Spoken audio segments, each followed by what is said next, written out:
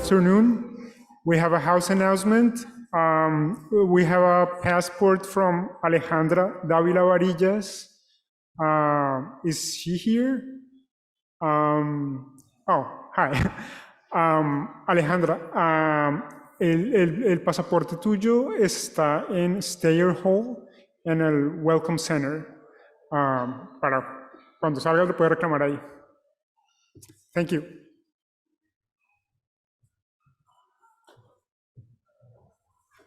Second announcement for the people who just came in. We have a brochure on the Observatory on Democracy we're discussing. You can pick it up when you leave. Thank you.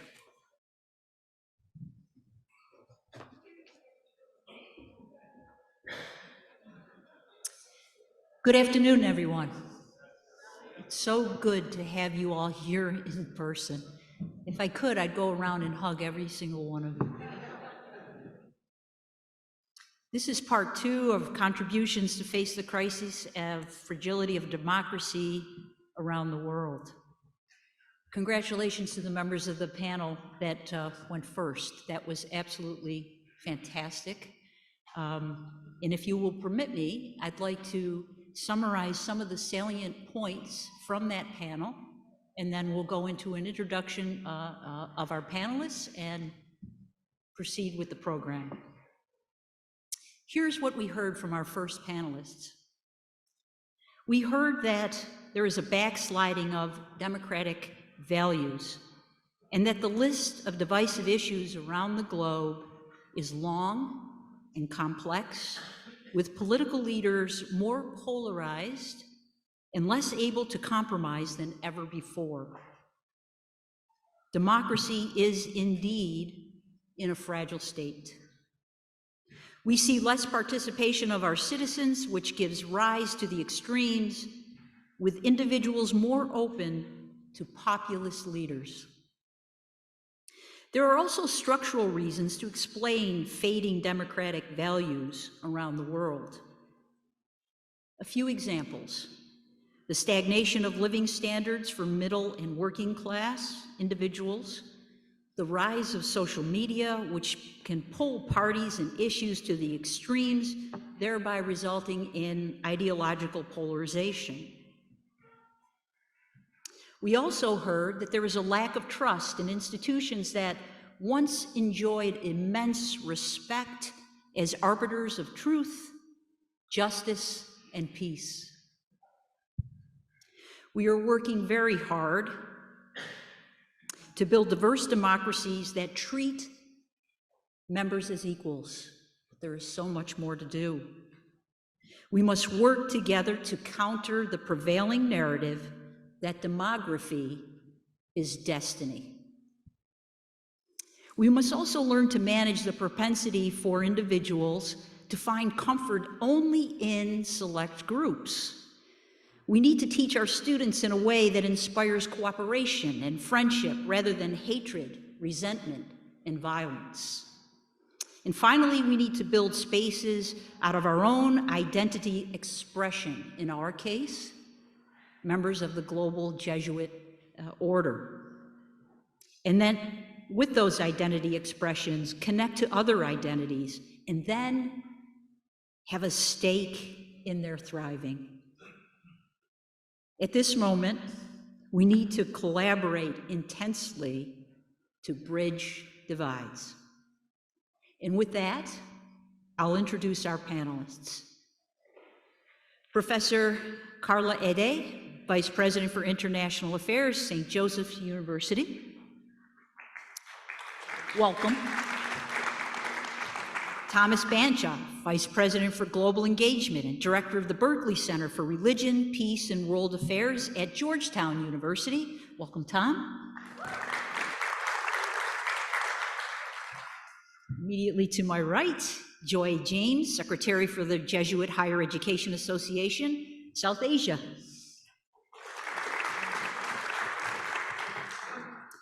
Sofia Opatska, Vice Rector for Strategic Planning at the Ukrainian Catholic University. Welcome.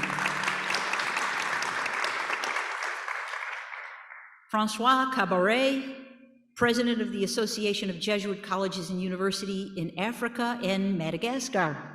Comme François. And Johannes Priatma, Chairperson of the Association of Jesuit Colleges and Universities in Asia Pacific. Fantastic. So we will begin with Carla Ede. Each speaker will have 10 minutes. We're going to hold them to it.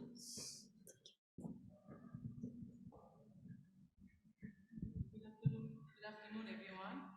I'm very happy to be here, and I would like to extend my thanks to Father Garantini who made it possible. I would like also to thank Boston College and Father Leahy and his team and International Association of Jesuit University for the wonderful organizational work and the warm welcome. So I'm from Lebanon, from St. Joseph University of Beirut. Since I was a child, I hear the following statement. Lebanon is going through one of the most critical phases of its history for the time being. This is one of the reasons I chose to study history. Why is Lebanon such an unstable country? The obvious answer is because it held 20 different religious groups officially recognized. Well, of course, that makes it a plural society and a very divided one. Of course, another reason, we live in a region where wars and conflicts have been recurrent since World War I. But yet, this is not enough to understand why Lebanon is such a fragile country.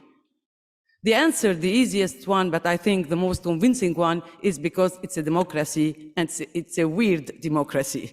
So yes, it is a democracy. Constitutions are not enough to guarantee human rights, but freedom of religion, of conscience, of faith, freedom of expression and opinion and association are inscribed in our constitution. We have political freedom for organizing political activities, political parties, for running for elections, and so on and so forth. We have also a pluralistic media and other components essential for a democracy. Yet, on the other side, we have also violence as a means to achieve political goals. Political assassination of political figures, of reporters, of civil society activists, again, are very common. And violence against pacific demonstrations that occurred 2 years ago also are really frequent and happen quite often. And justice is not here, and impunity is part of our system. So this is why the situation we are facing on a daily basis at my university in Beirut. So what do we do about it? How does USG promote democracy and human rights? We try, of course, to do it in the 3 dimensions of our mission: teaching, research, and service to society. I will give but few examples in order not to be too long, and of course, I'll be very happy to elaborate if there are questions. So there is a compulsory 12 credits for all our undergraduate students, which are composed of courses about citizenship and human rights, ethics, interreligious dialogue, and the other is about general culture. This is mandatory for all our students. Since 2017, we are the coordinator of the Arab Master of Human Rights and Democracy. It's the first time this master was implemented in the Arab region and Arab world. It's part of the Global Campus of Human Rights, which is funded by the EU. And we launched also the first professional mediation center in Lebanon and the Middle East, and it offers training for people, of course, out of the university, but also for staff and students. And again, it's compulsory for all the candidates who want to run for the student body elections. So this is part of the teaching arena. For the research, one of the longest war in the Lebanese history is the civil war of 1975-1990. We started documenting the war during the war. And this was, of course, a dangerous task to do. So we continued, and we were the first one to publish about displaced people in the whole country during the war. We continued that effort after the war, and we were the scientific partners of the International Center for Transitional Justice when it comes to the mapping of massive violence and violation of human rights in Lebanon since 1975 until 2008.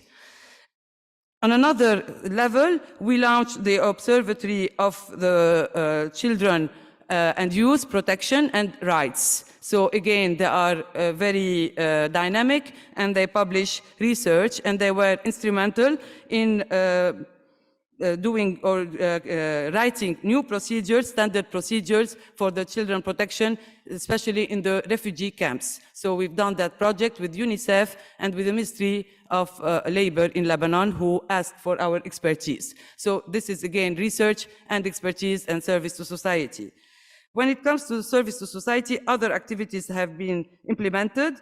We are specialists of TOT, training of trainers, for NGOs, local NGOs and their staff, again in the camps, Palestinian and Syrian refugee camps, but also in the civil society domains and the civil rights.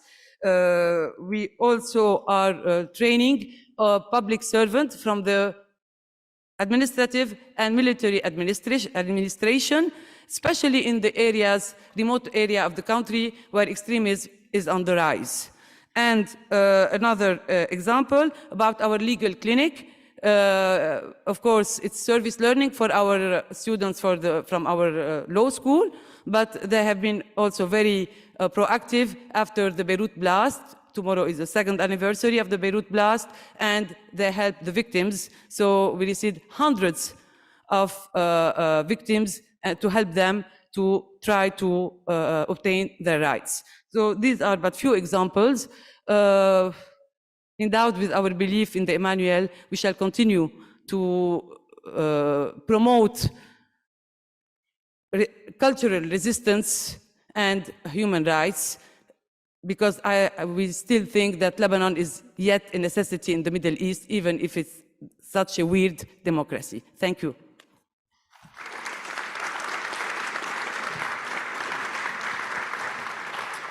Thank you, Carla. I would now like to invite Tom Banshaw to the podium, please.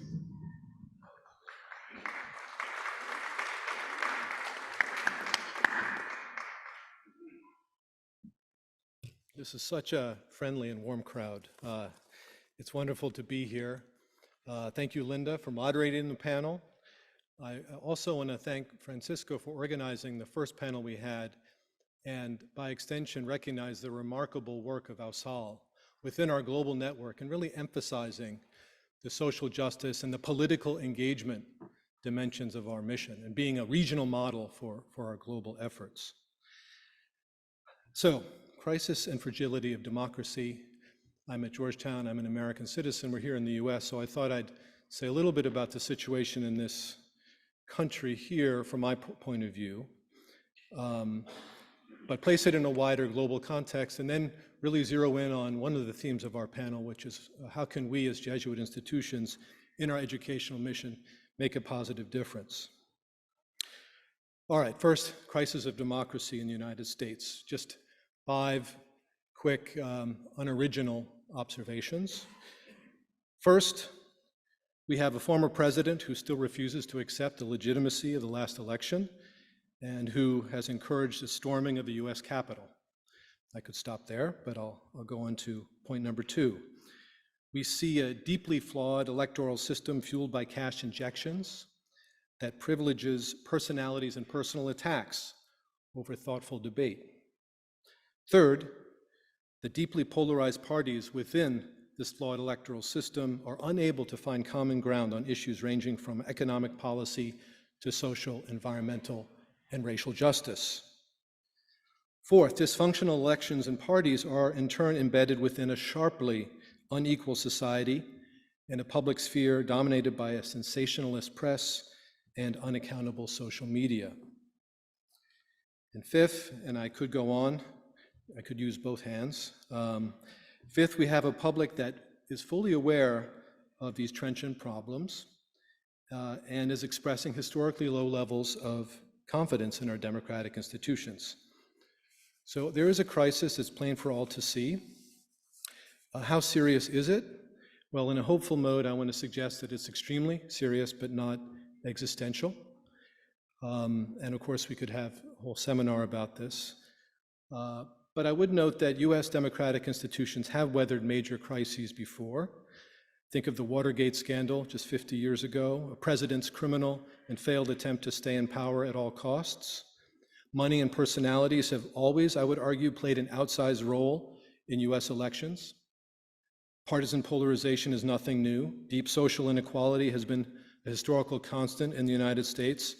And if you look at structural racial inequality, for example, in this country, has been much worse in earlier eras, still a huge problem. It has been worse. Social media is, of course, new, but sensationalist media is not. So I'm suggesting here that whether we look at the upheavals of the late 60s and early 70s, the Depression decade of the 30s, for example, or the post-Civil War decades of the late 19th century, crises of democracy in the United States have precedence. Well, there are many alarming things about this particular crisis. One thing that's particularly alarming, I think, given our identity and where we're coming from here at this assembly, is that from the perspective of Catholic social thought, the principle of the common good, which has actually been upheld historically, at least at a rhetorical level across parties in the United States, it's part of the Republican with a small r tradition in US political culture. The decay of the principle of the common good is a real concern. It's lost its foothold in our public discourse.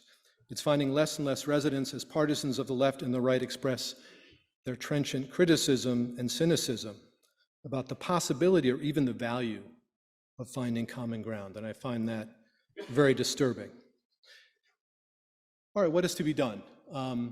Where do we go from here? What's the role of Jesuit institutions in the United States and in so-called established and long-standing democracies in face of the crisis that I've described, which I think exists in various symptomatic forms in other long-established democracies around the world? Here, I think a point of departure is that historically, our record as Jesuit universities in the United States has not been stellar. Up through the middle of the 20th century, Jesuit universities, now 28 in number, were, I would argue, closely aligned with and supportive of US democracy and its flawed institutions, often in a conservative spirit. This patriotic stance was partly the caution of a minority in a Protestant majority country. Jesuit institutions have long served as vehicles for social advancement for waves of migrants, especially from Europe and Latin America, that swelled the Catholic population from just 1% at the founding of the United States to its current 20% plus. The patriotic and conservative thrust of Jesuit education signaled loyalty to democracy at a time when the global church as a whole had not yet embraced, or certainly not fully embraced, democratic norms. I think I have a minute here just to draw a parallel with the career of John F. Kennedy, who, in fighting an uphill battle to become the country's first Catholic president, interesting to remember, Biden's only the second Catholic president. Biden was the first Catholic vice president in US history. In fighting that uphill battle, JFK emphasized that he was not, quote, a Catholic candidate, but rather, quote, a candidate for president who happens also to be a Catholic, unquote. And such cautious political logic in the search for respectability, I want to suggest, has also been at play in the sort of psychological ethos of Jesuit institutions, at least through the middle of the last century, helps to explain why we have not been leading spaces really for prophetic gospel critiques of the shortcomings of US democracy throughout our history. Fortunately, of course, things have changed since Vatican II, since the Church's embrace of democracy, the reinvigoration of Catholic social thought, and the new path charted by the Society of Jesus since Father Pedro Rupe and under his successors. But there's still much to be done. And a lot, as we know, we're all here sharing our experiences, a lot is being done today in the era of Pope Francis, in light of, in the context of all the global problems we'll be discussing, including the crisis of democracy. It's been striking to see over the past several years our universities in the United States, and I think it's mirrored around the world, staking out clear public positions in support, for example, of migrants and refugees, against racism, and in support of environmental justice. And we'll be discussing these ongoing efforts in the coming days. We're also, I think, all collectively in a process of reflection about how to explore creative new ways to embed the promotion of justice in our core educational mission, the formation of citizens and leaders as agents of change. Remember Father Kolvenbach's famous phrase, reminding us that the measure of our universities is who our students become. In that context, and here I'm coming to my conclusion, I think the theme of education for global citizenship, which we'll be discussing more tomorrow, is increasingly important. For today's crisis of democracy is also marked by an ugly upsurge of nationalism in the United States and around the world. And one of our, I hate to say assets, but one of our blessings as Jesuit institutions is that we're really part of the centuries-old international tradition with a global horizon. And given the magnitude of global challenges we face, from climate change and social inequality to global health, peace, and security, I think you'll agree we've got to find creative ways to leverage our network to educate our students for citizenship and leadership in a divided world. What Father Sosa at the Bilbao Assembly called, quote, university education aimed at universal citizenship. So we have to find creative ways to educate our students in this new context for citizenship. At the same time, I believe we have to find equally creative ways to let our students educate us. Our students for whom a global horizon comes naturally through the ubiquity of digital technology. Our students who are fired up with a passionate idealism about democracy, human rights, and social and environmental justice, locally, nationally, and globally. And our students who are and certainly will be inheriting our dysfunctional democratic institutions and our fractured world, and who we hope will do a better job than we have in managing and healing them into the future. Tomorrow we'll have a chance to introduce the Global Citizenship Fellows Program, and you'll hear from some of our students along these lines. We've got 23 fellows from some 16 countries, 19 Jesuit universities here to share in the assembly with us. One of them doesn't have a passport right now, as I understand it, but we'll remedy that. So we look forward to that conversation tomorrow. In closing, let me just thank you for the opportunity to share these reflections, and I look forward to the conversation.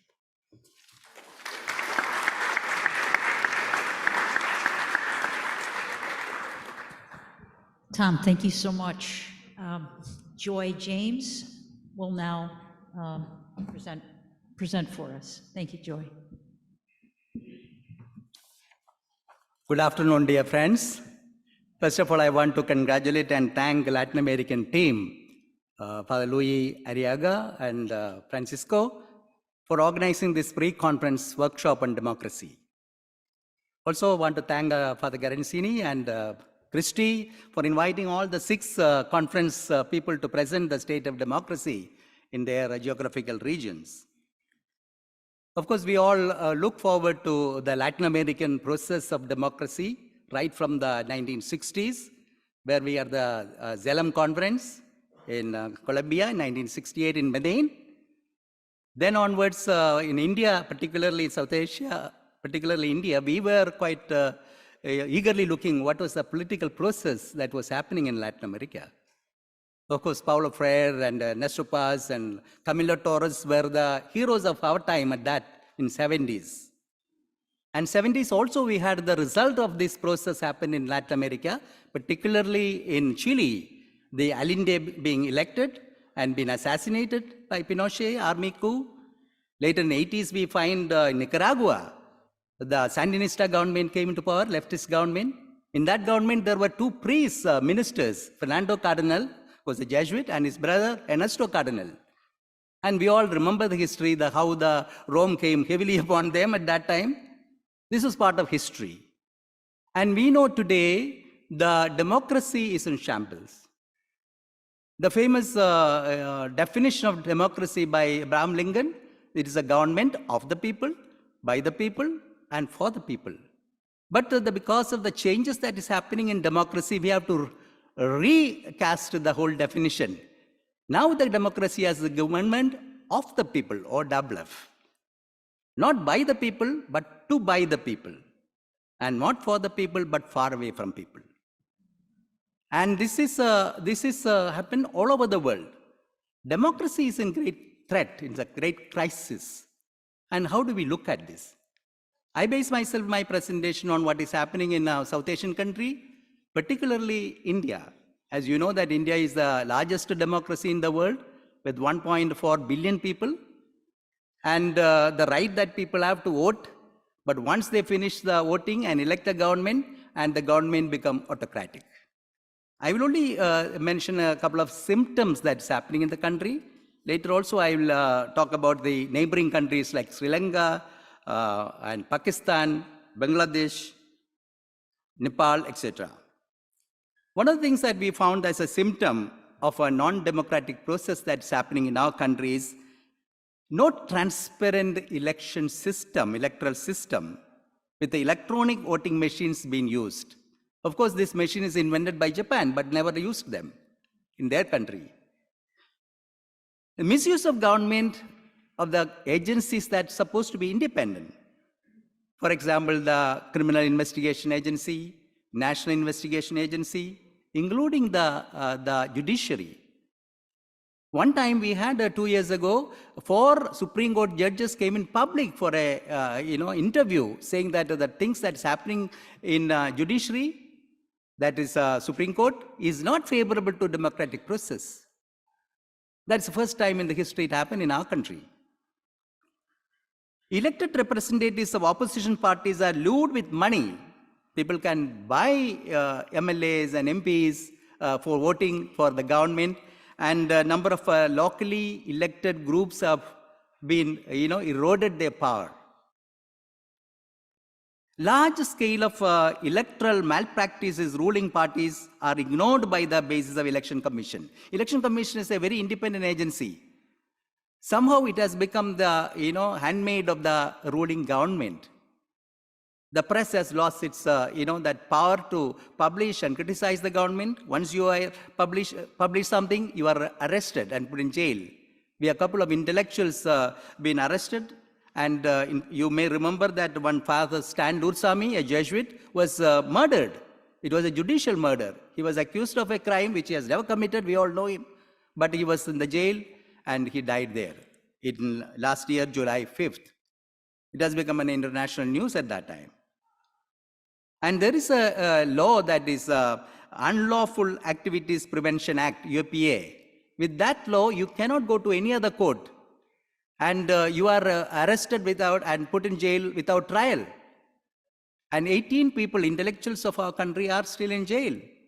And they have no access to the judicial system at the moment. The democratic and constitutional institutions have collapsed and have become subservient to an autocratic executive today. Media and journalists are pressurized not to oppose the government actions. Several journalists and media personnel are languishing in the jail simply for doing their job. Judiciary is crumbling under the pressure of an autocratic executive, lured by the post-retirement benefits. 2 of our, the Supreme Court judges, when they retired, one became a governor of a state, another became a member of parliament. So usually, such things happen that it affects their judgments in the, pre-retirement period. Several laws, labor code, farm laws, foreign contribution regulation law, abrogation of the Article 370, it is affecting the Jammu Kashmir area. All these are a brute force majority being passed in the by the ruling government without any discussion in the parliament. The income tax laws and the foreign contribution laws have been restrained the functioning of the civil society. The FCRA registration of the prominent organizations such as Oxfam, Commonwealth Human Rights Initiative, Amnesty International, all been suspended. They are not able to function in our country at the moment. It is not a declared emergency. You remember that in 1975 we had an emergency declared by the Mrs. Gandhi, then Prime Minister. It went on for 18 months. After the 18 months period, election took place and Mrs. Gandhi was routed. So the democracy is at a level of a grassroots level was flourishing, but presently that is not the situation, and India is not unique at this level. It is happening all over the world. And we know that as such, after everything is being said and done, democracy is the best form of government that we have. But how do we handle this case of the democratic elected governments become autocratic and nobody can challenge? The laws are being made that format. Violence against minorities, Dalits, tribals are increasing due to the rise of hate speeches and political polarization in the country. You are aware of the Sri Lanka, what happened. In Sri Lanka, the democratic system has collapsed as people's power has resulted in the president fleeing the country. He's at the moment, he's in Singapore. The government of Singapore has allowed him to stay another 2 weeks. Sri Lanka was turning out to be an autocratic country ruled by the Rajapaksa family. It was a family affair. However, the corrupt political system has collapsed and Sri Lanka stays at an uncertain future today. Bangladesh is ruled by Awami League, which was famous at the time of the forming of the government at that time in 1971. It was part of Pakistan. There was a big war. India took the side with Bangladesh and they were liberated. And Awami League was ruling party. They are really threatening the opposition teams, and that is the type of democracy that is happening there. Pakistan has a democratically elected government that survives under the shadow of powerful army that has ruled the country for many years. So suddenly the army general becomes the president or prime minister and takes over. This is the history there. Nepal has a fractured democracy with a fragile coalition government that functioned under the secular constitution since 2015. In Myanmar, the army took over the reins of the government after overthrowing the elected government of Nobel laureate Aung San Suu Kyi. Bhutan is a democratic constitutional monarchy, which is partially democratic as it has an elected national assembly. In Afghanistan, 2 years ago, you know what happened? The Taliban, the Orthodox Muslim group, has taken over the power and there is no elected government at the moment. We Jesuits were very much involved in the JRS movement, Jesuit Refugee Service, but we had to withdraw all of them. We were about 10 Jesuits were there and the collaborators, and that is the situation there. And as Father Sosa mentioned that you cannot separate democratic process from the economy of the country. If the economy collapses, democracy will collapse. And that is what happened in the newly small countries with a democratic process.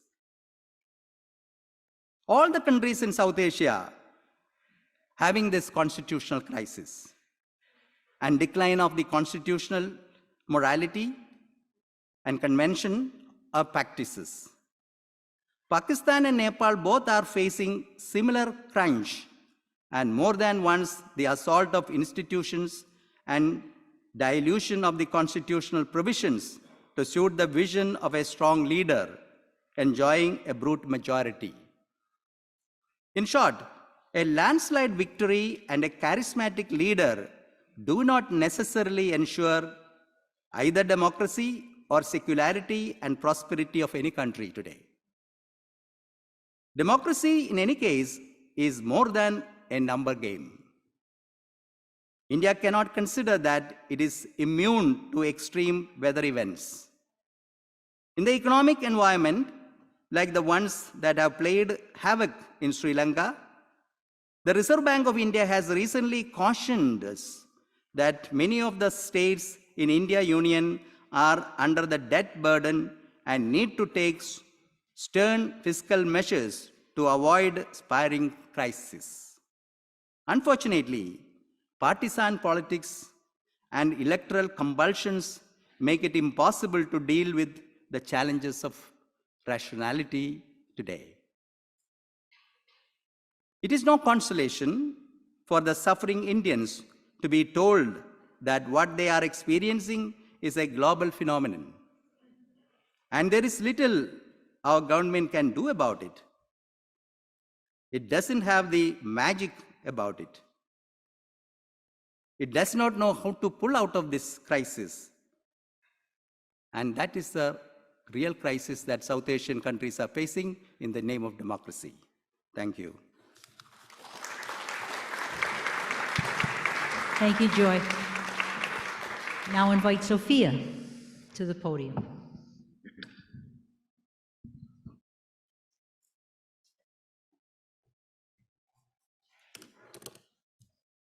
I'm Ukrainian, and that's my superpower. That's how I start all the presentations in last 5 months, because I'm sure everyone knows where Ukraine is now, how Ukraine is now, and everybody knows how our president is communicating. Today, I will say I'm Ukrainian, and I think I know a lot about crisis and fragility of democracy. As I witnessed as a country which pretended to be democratic turned out to be a terrorist state. Over 5 months of Russia's war in Ukraine, we have witnessed all types of systematic violation of norms of international humanitarian law and international human rights law. Deliberate and indiscriminate attacks of civilians, their use as hostages and human shields, execution and rapes, forceful conscription and kidnapping, attacks on medical personnel and facilities, use of banned weapons, and many more. And every time when we think that we have seen everything, we get a new level of emotions and understanding that probably it is not all.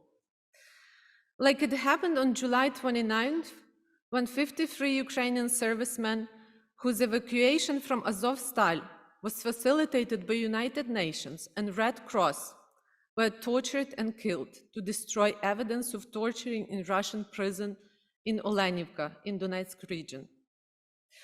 We Ukrainians knew from 2014 annexation of Crimea and invasion of Donbass that democracy is fragile. And if you believe in it, you have to be ready to stand for it. For human dignity, freedom of speech, civil society, free elections.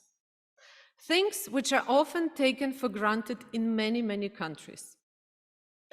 I understand all the concerns about democracy, but I think we are not disappointed in democracy. We are fighting for democracy. Many of my friends, my work colleagues, our students and alumni who are Christians and pray every day, right now, instead of running companies, writing IT code, teaching, developing communities through civil society projects and creating value for others, hold weapons in their hands, fight and pray. They do it to protect our families, to protect Ukraine, and to protect the whole world from Russian terrorism and imperialism. Something that did not appear in a couple of weeks, months, or even years, a phenomena of Putin which existed and was developing for 22 years, while political leaders in other countries were coming and going, but did not do enough to stop it. Moreover, it is a rebirth of an unreflected enough totalitarian system of Soviets who destroyed millions of people in the 20th century, but were never accountable for these crimes. So lesson number 1, freedom and democracy cannot be taken for granted. Lesson number 2, war criminals have to be convicted, and only after justice and accountability takes place, we can move into reconciliation. 5 months into Russia's invasion, the education system in Ukraine and the university campuses continue to remain under a threat of deadly missile attacks and bombardments by Russian forces. If you go to the website safeschools.in.ua, you can see that more than 2,000 educational institutions have suffered bombarding and shelling, and 216 of them have been destroyed completely. That's data of a week ago, so it might change already. At least 183 religious sites were fully or partly destroyed by Russians. Churches, mosques, synagogues, and educational and administrative buildings of Ukraine's religious communities. On Friday, July 15, at least 10 Russian missiles, $3 million cost of which, hit 2 universities in the southern city of Mykolaiv.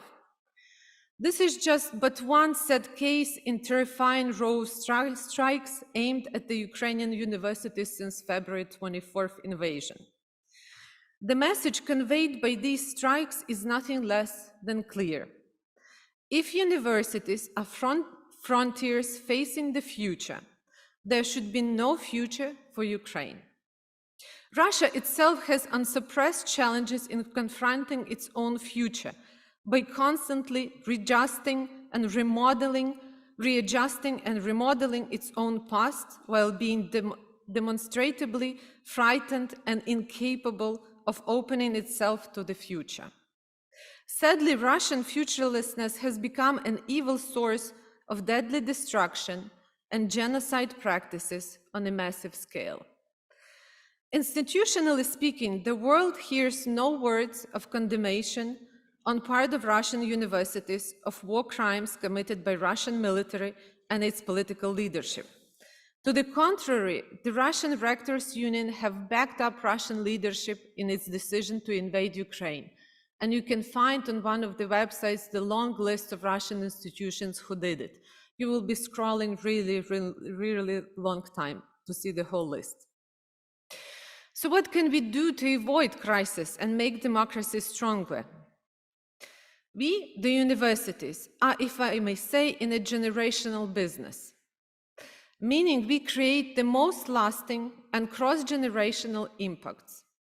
Perhaps the most important and transformative impacts when it comes to human personalities, human lives, social and community lives. One thing which we can't allow ourselves to fail at communicating and educating is this: a free society is a moral achievement. A moral achievement which cannot be achieved once and for all and forever. It requires everyone's efforts and commitment. It's a kind of moral victory which is expected of everyone and of all of us and at all times. In essence, this is what unfolds itself in Ukraine now. It's a moral and spiritual combat for freedom and dignity. And this is why our moral victory is of such importance to Ukraine and to the whole world. We as university community are in the combat. This is the right time for us to be authentically what we are and who we are in standing for what is true, good and holy. This is the source of our resilience and the hope for the future. In this time of crisis, we are blessed by the solidarity of many people, institutions, foundations, associations, including some who are present here. Thank you. Ukrainian Catholic University workload has tripled. We want to make certain that world-class education at our university continues 100% in spite of the brutal, horrid realities of the war. We employ all our faculties and all our people are helping to provide massive humanitarian aid to thousands of people on an uninterrupted basis. UKU already works on future recovery plans for Ukraine into modern state with human being in the center. The next academic year will be transitional for us as an institution. We need to survive, and we have to help to save the country. And help to save the country, not have to help, but help simply.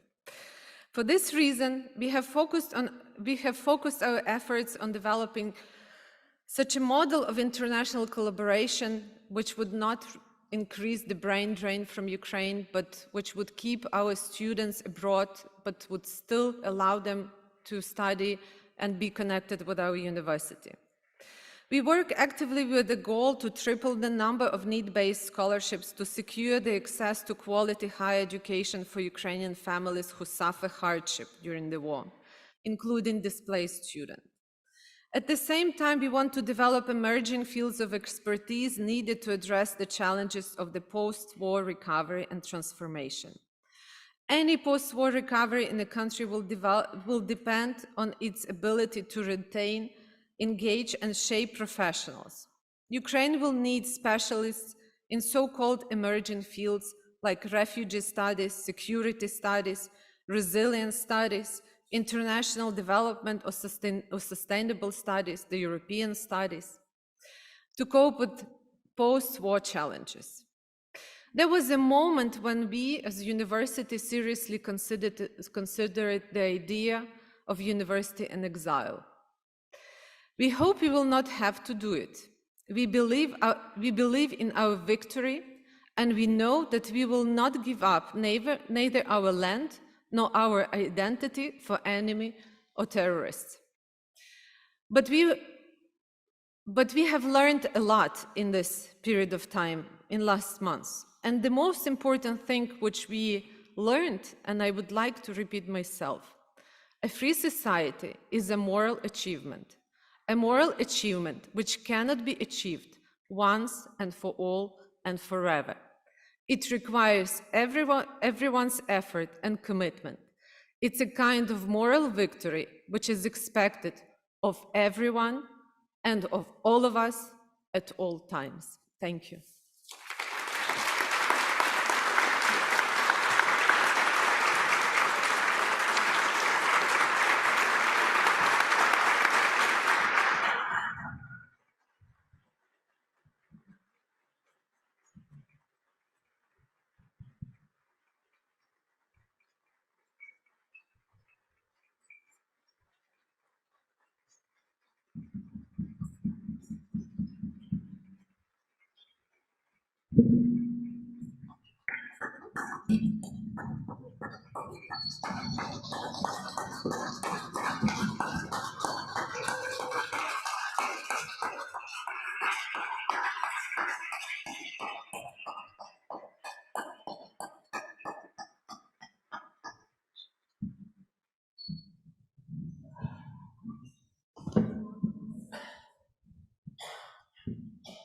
Sophia, thank you so much.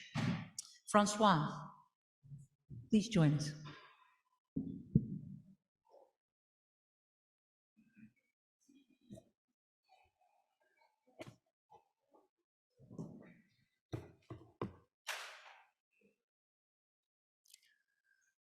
First of all, I would like to thank the President and Vice President of AUSHAL, Father Luis Arriaga and Fernando Ponce, and the whole team of AUSHAL for putting together this pre-conference workshop.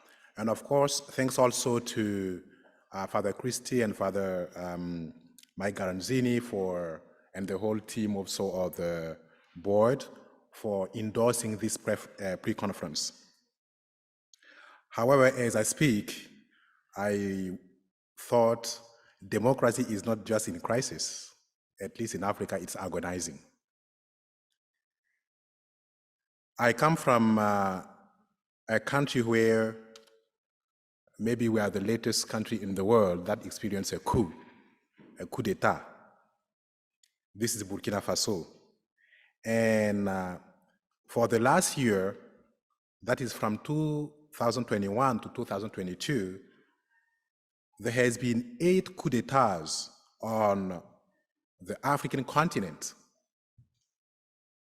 And in 5 out of 8 these cases, 5 out of 8, legitimate and democratically elected governments were overthrown by military people. And as a matter of fact, coming back to Burkina Faso, on January 24th, the only democratically elected president ever in Burkina Faso was overthrown by a military coup.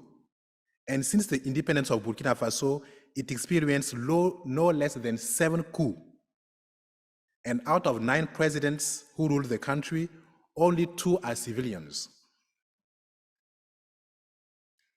And the very first president who were democratically elected left power to avoid bloodshed between the loyal military and the putschist.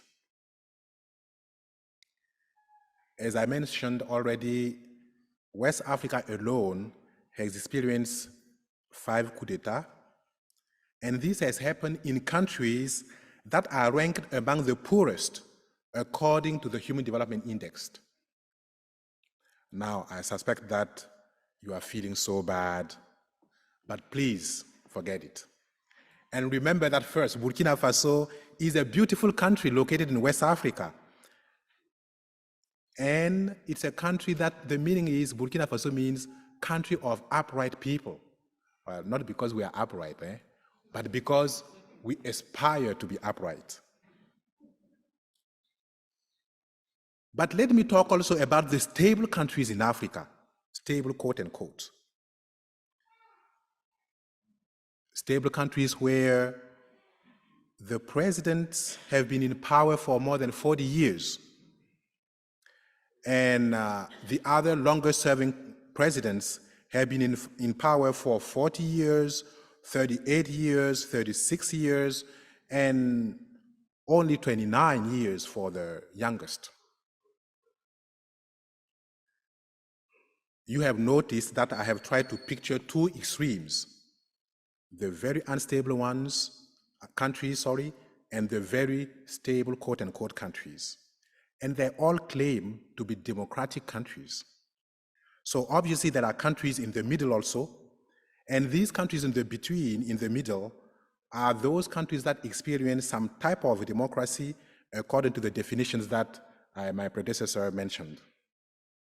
And out of the 54 countries in Africa, more than 2/3 are living in authoritarian and undemocratic regimes. But why is that the case? And what could our universities do about it?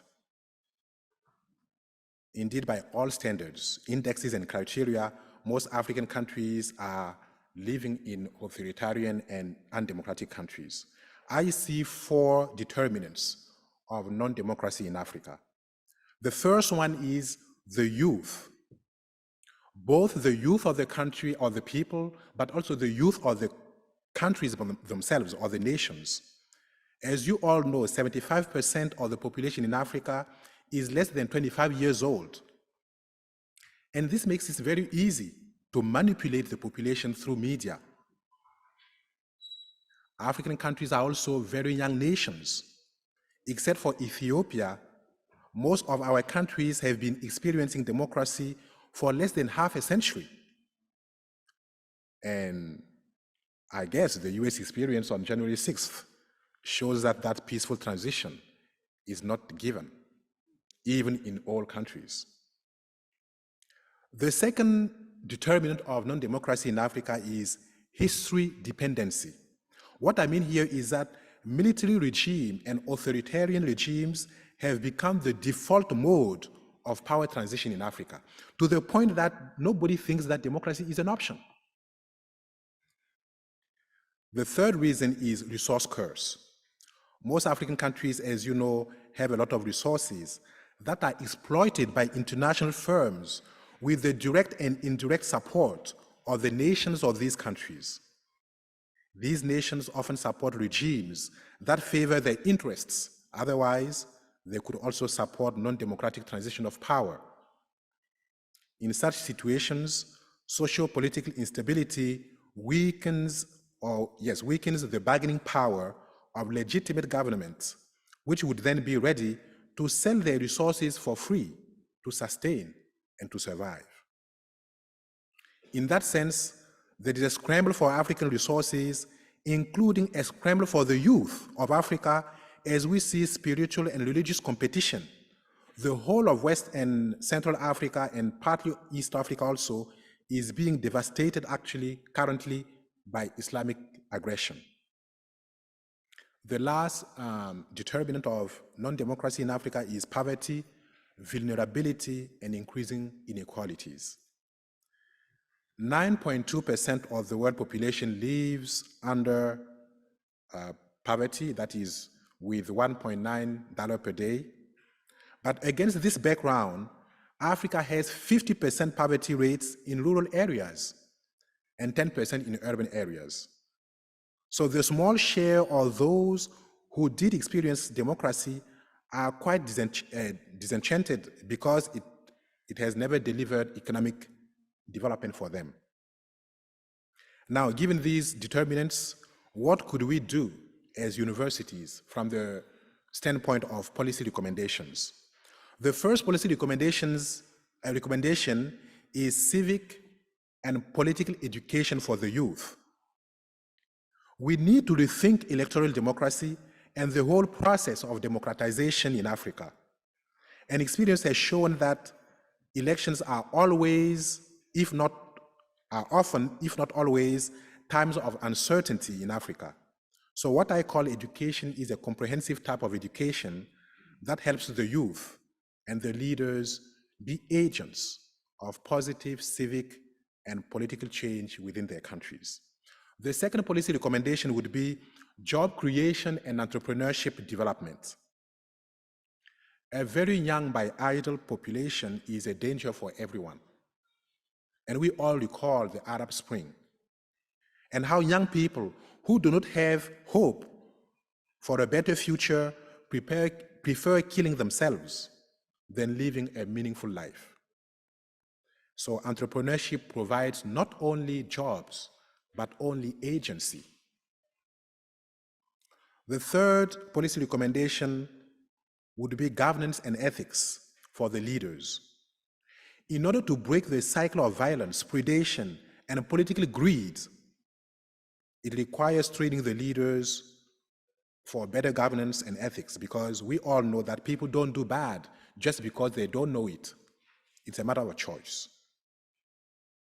But it is certainly true also that some political leaders do not necessarily have the right training to understand the full long-term consequences and the extent of their actions.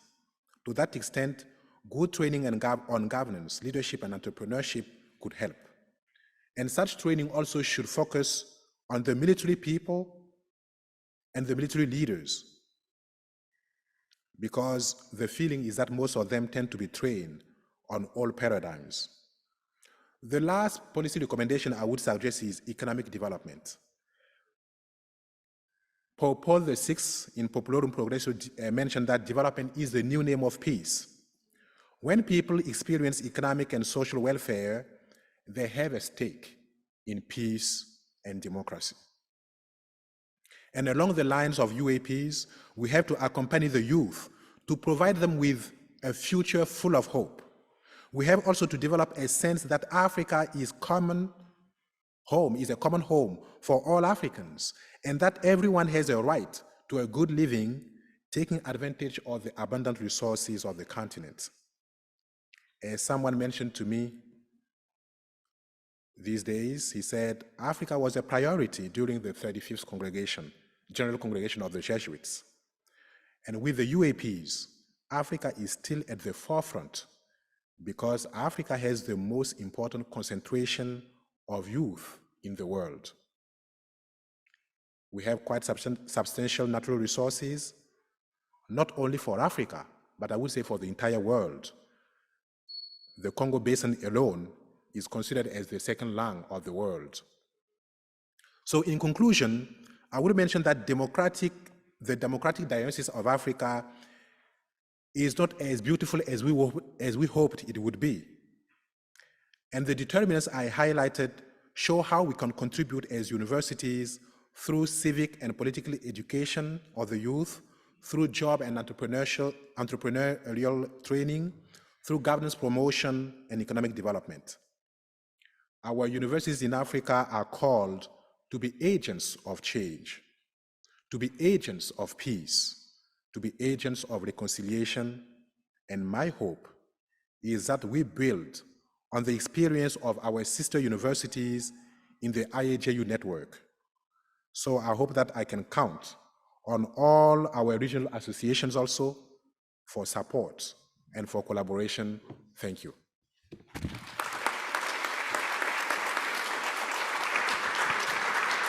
Thank you, Francois. Our final presenter is Johannes, and at the conclusion of his talk, I hope that those of you who can stay beyond the 4 o'clock hour, we could entertain at least a couple of questions. Thanks.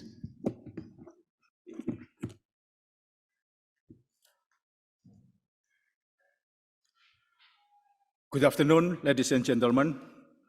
I'm honored given an opportunity to share shortly my understanding of democracy in Asia Pacific.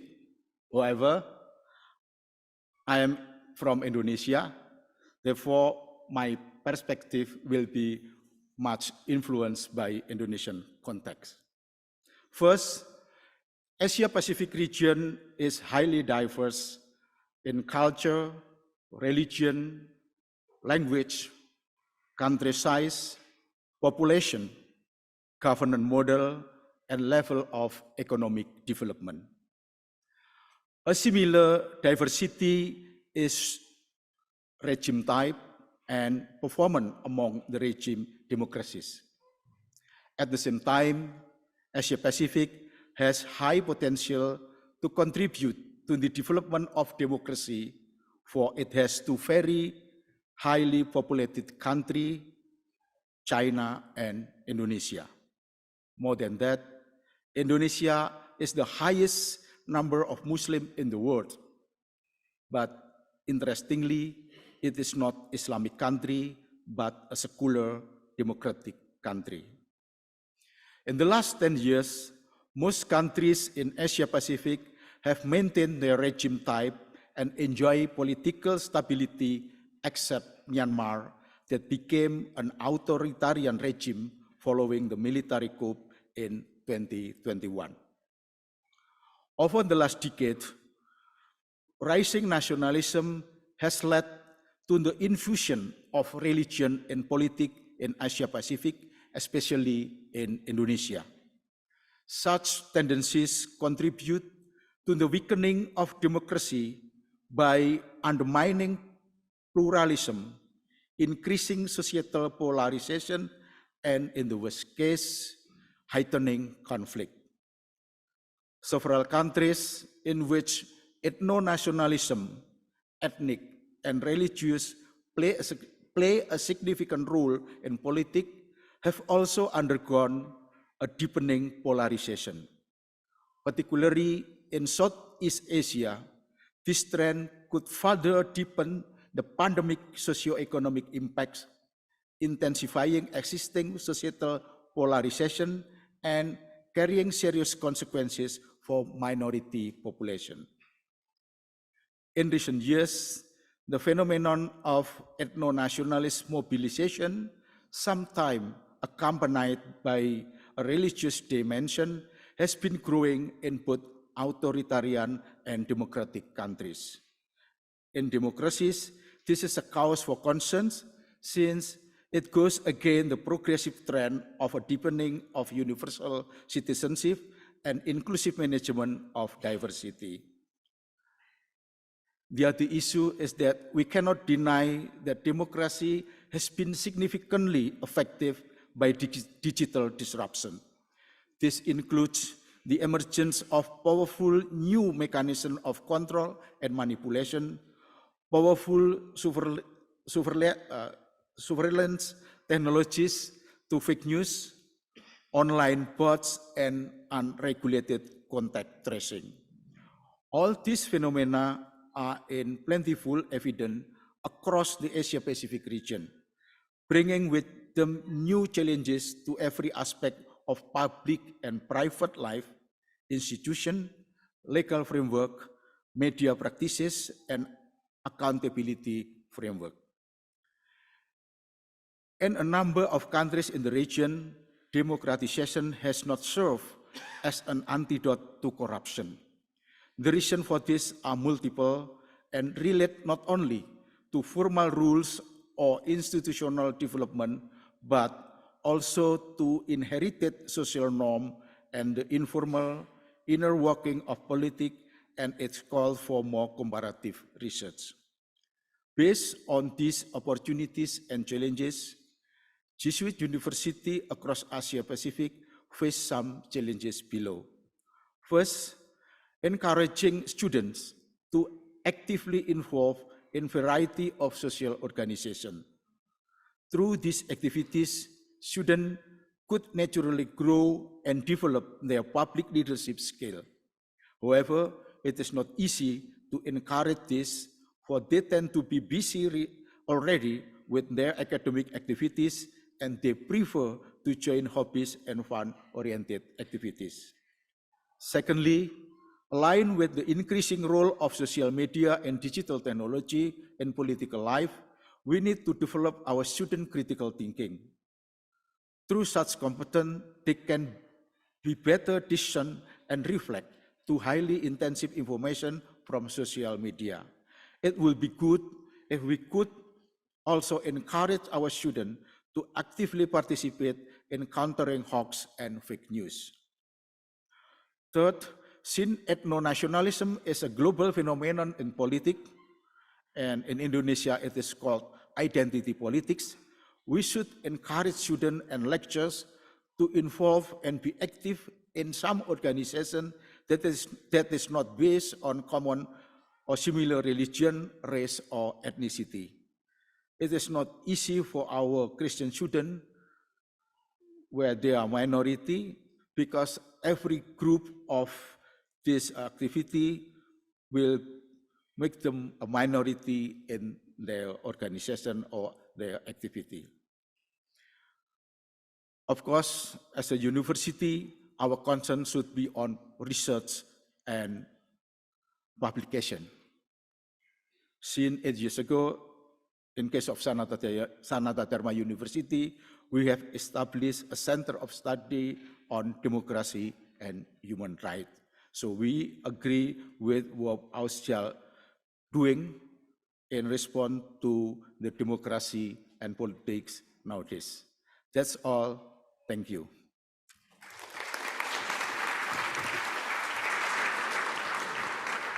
Thank you, Johannes, and let's give some gratitude to all of our panelists this afternoon.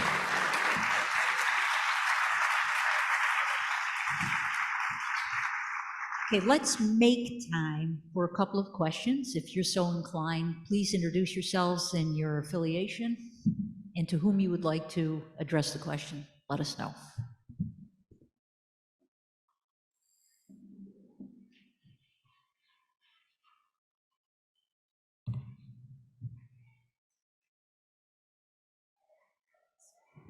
You know, they say in teaching you're supposed to allow students seven seconds or something like that. So, anyone? Oh, please.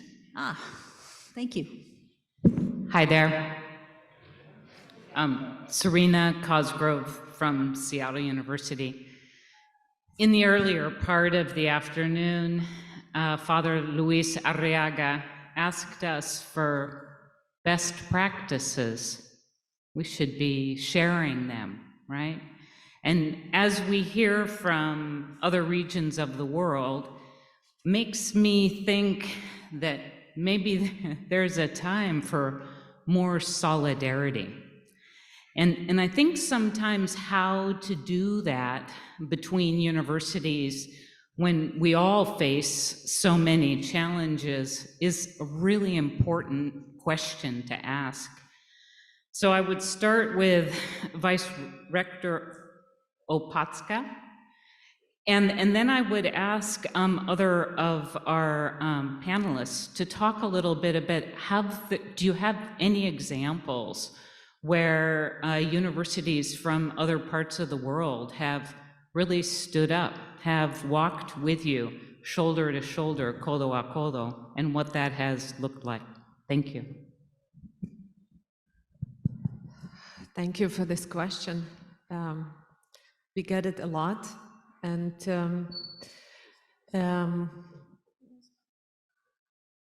well, I can give very interesting example how Notre Dame University in the United States stood with us. We had relations for last probably 15 years already.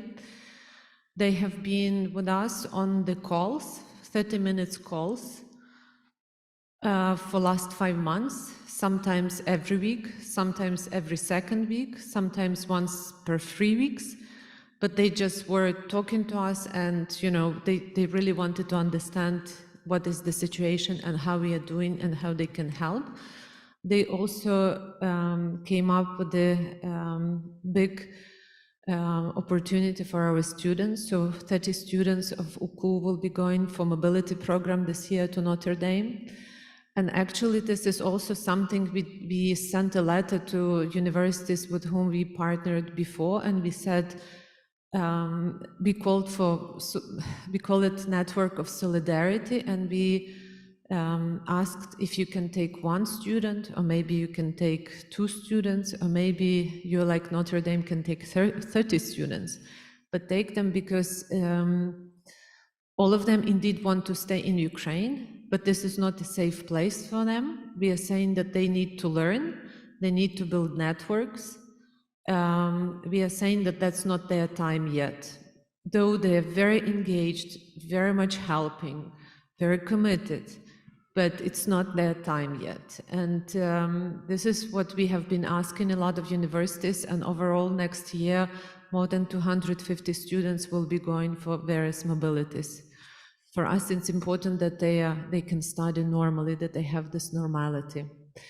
We also have some joint research things going on, starting right now, because Ukraine is a place where you can do very interesting researches now, having interviews, talking to people, observing. You can use different methods, but that's definitely the place to explore. And just as I said, constant conversations, I value them, maybe not less than 30 students which are taken by Notre Dame. Thank you.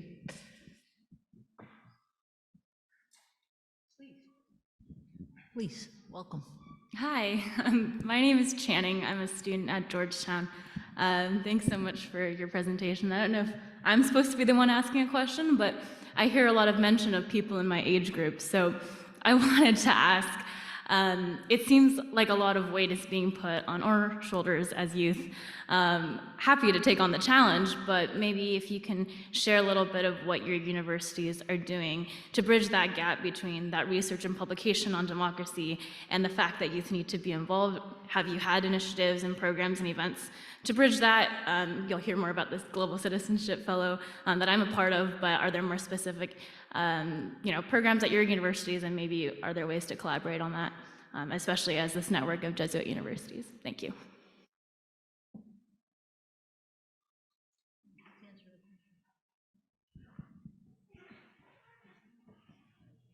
Go ahead, Tom. So I think just to paraphrase the question, what are we doing in our own local contexts that we could share in terms of educating students for citizenship, but also engaging the wider political environment.